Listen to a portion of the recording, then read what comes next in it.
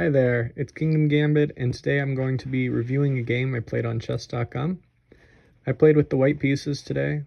It was a pretty fun game. I have it on game review right now.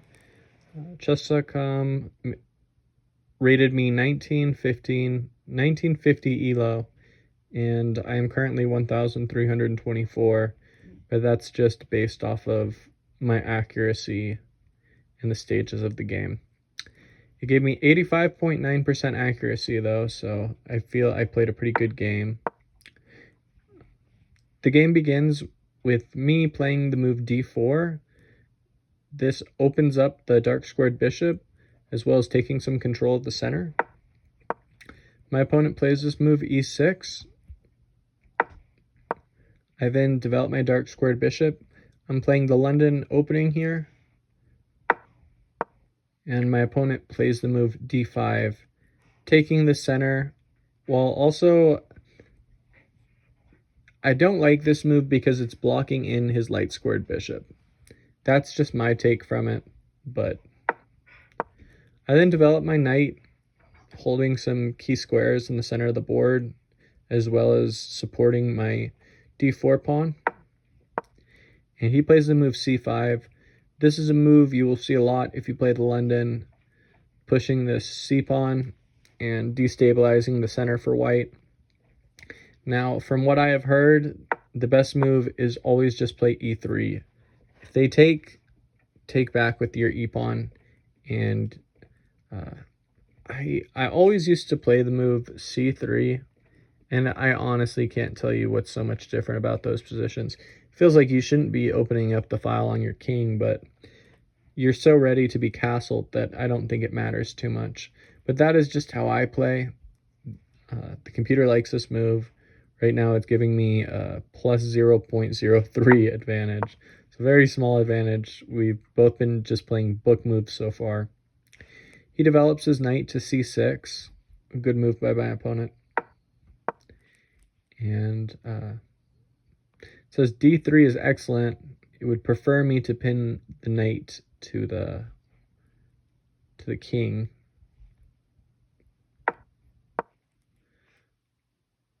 And he moves his queen to attack my b2 pawn. And in this position, I end up just sliding my queen over. A better move would have just been pushing my b pawn and making it so it was uncapturable. But I don't know why I went with this move. I definitely thought about pushing the pawn, and I'll remember this next time. But I just ended up playing this move to support the pawn, and even though it's not really developing my queen, just keeping it on the back, I thought about how the bishop is lined up with the queen behind this pawn, but definitely would be a move that I would take back. He takes here in the center, and I take back. I did not even see this move. I didn't understand. Like, I understood what he was doing right after he captured the pawn, but I didn't think about how this queen was serving a double purpose. It was not only attacking this pawn, well, through the pawn, but what ends up happening is he takes, I take, and he wins that pawn. I take back, and the computer is now giving him a 0.7 advantage. He takes my knight, and I decide to castle in this position. What is nice is I have the battery with my queen, and we will see how this comes in later in the game, but he develops his knight. Good move by him, just getting his pieces set up. And computer does not like this. I wasn't really thinking about moving my bishop to e3 as much. I was thinking about moving my bishop right here, but I thought it's just a one move attack, and it doesn't really do much for me. He ends up developing his bishop. I see why the computer would want him to make a battery, attacking that pawn right after I moved my rook. That's probably why moving my rook wasn't that great of an idea, because of the queen's presence in the center of the board, hitting this f2 pawn. And I develop my knight here, and he decides to castle.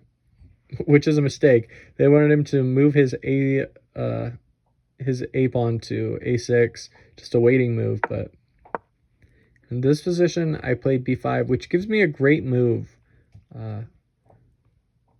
Now there's probably a lot of tactics here that I missed, but what ends up happening is he slides his queen over, and I play this move. I am hoping to win the rook somehow because there's only one square for it to go. And what ends up happening is he moves his knight over. And in this position, the computer actually wanted me to just take the rook and say, even though I take here, even though he can take right here, my king just slides over. But then my bishop's hanging. Well, I guess I'm only... I don't know how the game would have went, but... Oh, goodness. Sorry about that. Where were we at?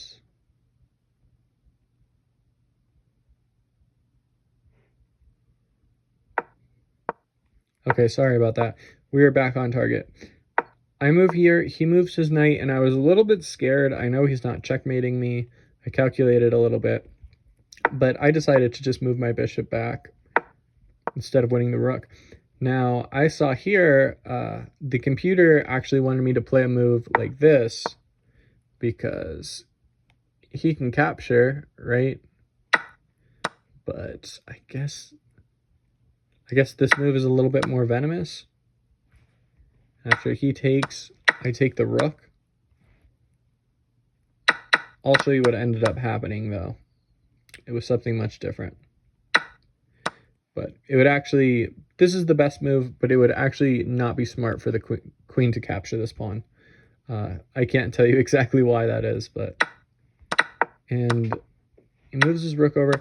I decide to take the pawn. I know I'm winning a pawn here, but here's what I didn't forget about this. I remember it's not like I can just capture the rook back because the queen is looking at this pawn right here. He ends up taking, still putting pressure on that f2 pawn with his queen and his knight. And I decide to take his bishop. And I know after he's not hitting that square anymore, I can take the rook. I thought in this position, I won back my pawn. He still has his bishop undeveloped. He has his knight in a pretty good place. I feel like my pieces are looking a bit coordinated. Computer is giving me a 1.2 advantage here as well, but just looking at the board here, I'd much rather be playing white than black. And this is a blunder. Queen f6 would have been best. I then connect my queen to my bishop. And just a one-move tactic here if you want to pause to find it, or you might automatically just see it. But after he plays this move a6, which is a mistake, I pin his queen to his rook, and I'm going to end up winning one of his pieces for my minor piece. He slides out of the way. I take the rook. He takes back. And now I decide, let's just kick out this knight. I don't love it lingering in my position. And he backs it up. I bring my rook to the open file. He finally decides to develop his bishop. Better late than never, right? And here I push this pawn. I know trading is good when you're up material. This also comes with check. And I bring my queen over. Now, he plays this move, putting some pressure on my g2 pawn. I like the move. But in this position, what I really should have played, I thought about it for a while too. As you can see, I'm not using my time very efficiently. I have 13 minutes, 37 seconds to his 6 minutes. I've just been pretty much playing moves because just kind of playing on reaction. But what ends up happening is I play this move, which the computer likes, but what I like a lot more is what if I just moved over and then I'm setting up this attack where he's going to have to move his queen, or else on the next move, let's say he just plays a random move, just a waiting move, like kicking my bishop, right? Then I'm going to end up winning his queen because it's pinned to his king, and that would be pretty hard for him not to miss just a one move attack right there. But I could have at least set it up, and then I'm also attacking his back row. Anyway, I play this move, which the computer does like. I know my king is really safe, no fears of getting back rank mated, and he doesn't have a dark squared bishop to put pressure here. So he pushes his pawn forward, and I play f3, just stopping this pawn forward from going forward, because I see on the next move he's just going to push it forward another space. If I take, then I'm opening up my king, and I just felt like this was a little bit safer. I was also thinking about, is there any way for him to attack my king? And I have these squares. This square would definitely be the safest for my king if he was going for any type of attack. And though these two squares are taken by the pawn, he really doesn't have any way to checkmate me. I mean, the knight's cut off to only a couple squares, a couple moves, and there's just, the bishop's pretty much out of the game on this diagonal. There's just no mates that I can see him giving me. He pushes his pawn. Computer is now giving me just a 1.2 advantage. And I bring my bishop to kh2. Oh, king h2 would have been best. Whoops. Which, I could see that. Feels a lot more safe, but instead of king safety, I looked for an attack. I play bishop e6. He then decides to keep pushing his pawns. He doesn't really have a lot left to do in this position. And I end up trading the queens off the board. I saw in this position, he took a while, and I was just thinking, I mean, there's not a lot of moves you have here.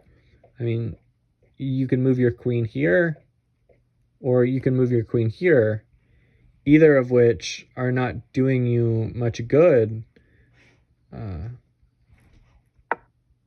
because it's just going to get taken on the next move. And let's say maybe he played a move like this, then I was thinking, I'm going to play this move.